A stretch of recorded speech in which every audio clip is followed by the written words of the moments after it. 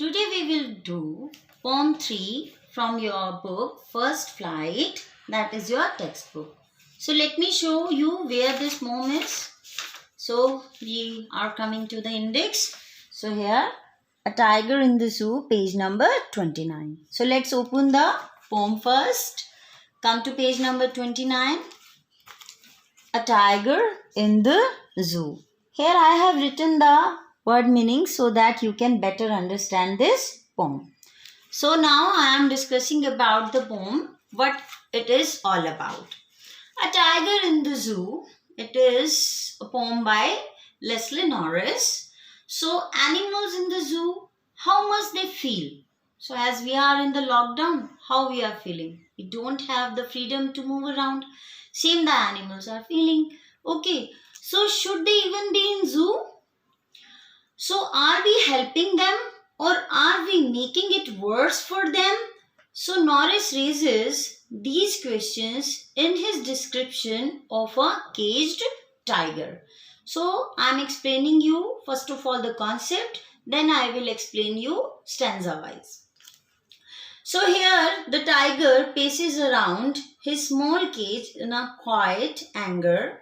Anger, why he is angry? Because anger at being locked in a cage. The tiger should be in the wild, hunting. He should be hiding in shadows, stalking his prey.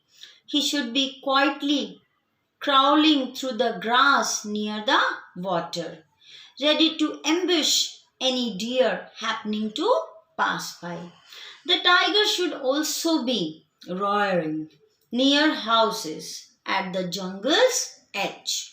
He should be displaying his fangs and claws, creating fear and panic in the village. So a tiger should be like this. But in this poem, what is the disposition of the tiger? But he is locked in a cage. His ferocious strength is also locked inside. He walks up and down his cage, ignoring the visitors. The zoo now closed. Okay, the tiger hears the last sound of the day. What is this sound? This is the sound of the cars patrolling the zoo. Now he looks up. Where he can look up? Towards the sky. With his bright eyes to the sky filled with bright stars. Perhaps he is thinking of life in the jungle. Or perhaps he is thinking of his freedom. So now let us understand this poem with stanza-wise explanation. So I am showing you the text this time so that you can better relate to the text. So this poem contrasts a tiger in the zoo with the tiger in its natural habitat. The poem moves from the zoo to the jungle and back again to the zoo. So let us explain with the first stanza. He stalks in his vivid stripes, the few steps of his cage. So in this stanza, the poet describes the appearance of the tiger in the zoo and its movement. He says that the stripes on his body are darker in color than the rest even when seen from a distance. It moves very softly and steadily. So, the tiger moves a few steps up and down in his cage. The stripes on his body are of strong bright color. The tiger moves quietly. Stalks means moving quietly. Okay. On his velvet pad, on pads of his velvet, quiet means he is moving very quietly with his velvet pads. So in his quiet rage, okay, he is full of anger. Here, rage means anger. So the only difference is that this tiger can only walk the length of its cage and it covers that distance only. That's why he is very angry. It seems as if all the anger that the tiger feels at being caged is also suppressed in the same way as he is walking very quietly. So here the disposition of the tiger in the zoo is shown. Now move to the next. He should be lurking in shadow, sliding through long grass near the water hole where plum deer pass. So this was the tiger in the zoo. Now this stanza is the tiger in the jungle. How a tiger should be. So looking at the imprisoned tiger, the poet is filled with pity. He says that the poor tiger should have been in his natural habitat. And what he should do there? Then at this point of the night, he would have been lying in the shadow of the trees and sliding quietly through the long grass. Okay, that moving quietly through the long grass. There near the water hole, he would be waiting for some fat deer to come and to pass that way. Thus he would be lying there in expectations of having a feast. Okay, so he must be indulged in hunting rather than being caged in a zoo. Third para moves to, he should be snarling around houses at the jungle's edge, baring his white fangs, his claws, terrorizing the village. So this is also the jungle tiger. This is also the jungle tiger. How he should be? He should not be caged. He should be free. And being free, how a tiger must act.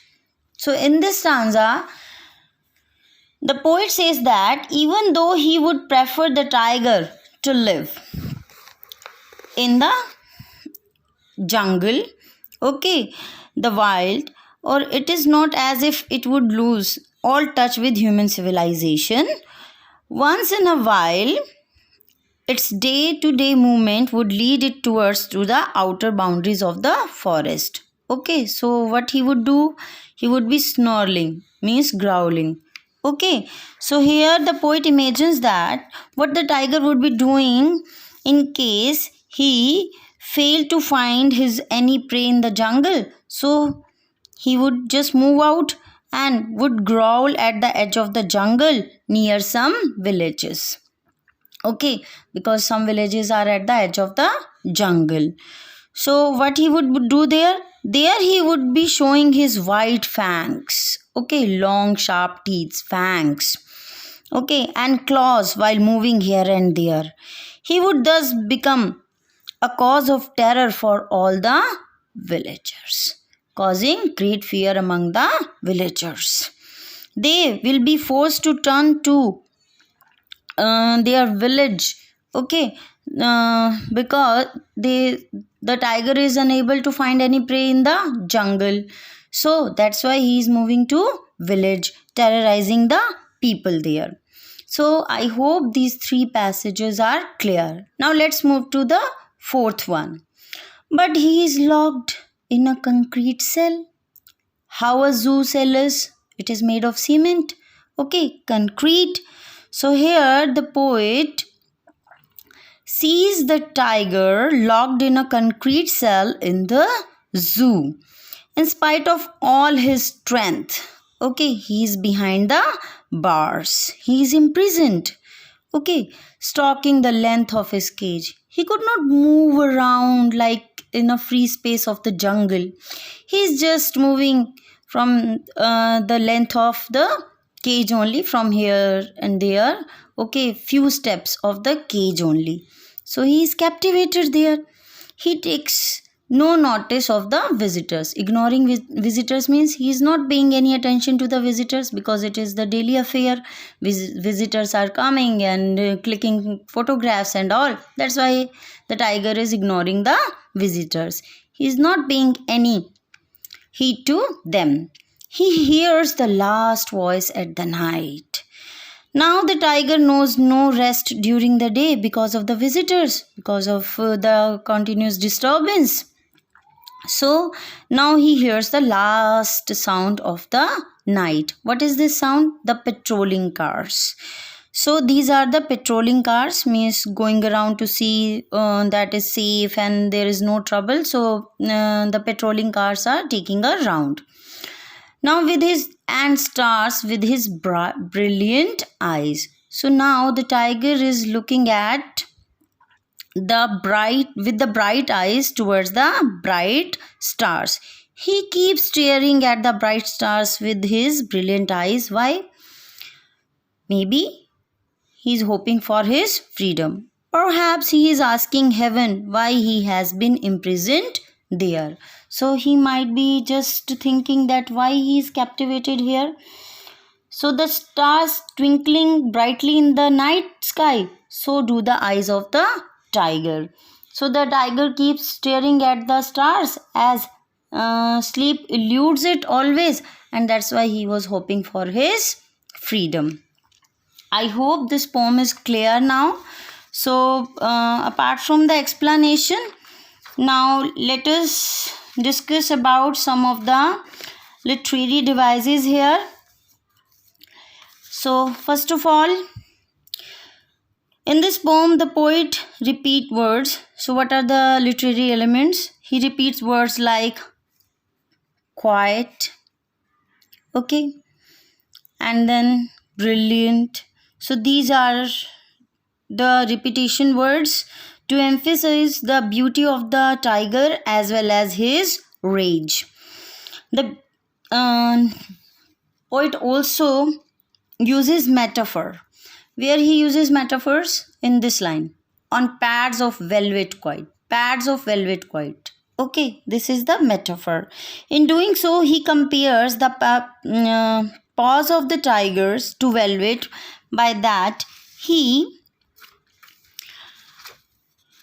means that the tiger's paws are as soft as the velvet. As soft as the velvet. There are two different rhyme schemes in the poem. As you have noticed, in the first stanza, cage rhymes with rage. Okay, and if you see first line stripes, okay, this is not rhyming with the quiet.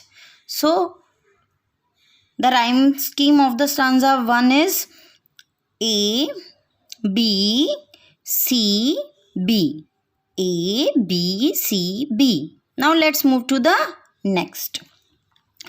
If you go to this, okay, fourth para, but he is locked in a concrete cell, his strength behind bars, stalking the length of his cage, ignoring visitors. As you can see, no word is rhyming with each other. Cell, bars, cage, visitors. So there is no rhyme scheme. Earlier you were finding cage, rage, grass, pass, edge, village. Okay, but in this passage, no word is rhyming with each other. So what would be the rhyme scheme of this passage? A, B, C, D. So that's all for the day. I hope this poetry is clear as I have shown you with the word meanings so you can better understand. And